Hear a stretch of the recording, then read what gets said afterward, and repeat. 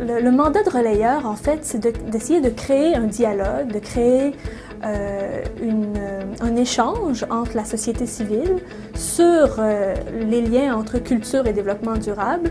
C'est un sujet qui me tient à cœur. C'est un sujet que j'avais envie d'approfondir puis de voir un peu ce que les jeunes du Québec avaient à dire. C'est que pour les jeunes, le lien entre culture et développement durable est évident pour la plupart des jeunes. Donc, ils reconnaissent ce lien-là, mais aussi, ils disent qu'il existe déjà de nombreuses bonnes pratiques. Malheureusement, il faudrait les mettre plus en évidence, les multiplier. Puis pour ça, il demeure quand même quelques défis à relever. Il y a encore quelques défis à relever.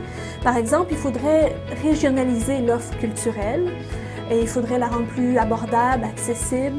Il faudrait aussi qu'il y ait plus de liens entre culture et éducation.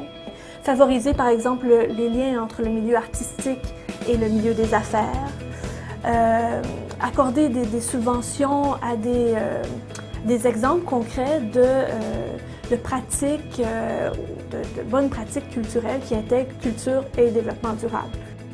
Trois idées fortes qui sont peut-être ressorties de ces consultations, c'est que la relève peut contribuer à renforcer le lien entre culture et développement durable, et notamment via son habileté, ou plutôt son aisance sur l'utilisation des médias sociaux internationaux, mais aussi le fait qu'elle est particulièrement ouverte au monde, son métissage, le fait qu'elle remet en cause les discours établis. Donc, la relève a un rôle à jouer, puis elle peut jouer un rôle plus important.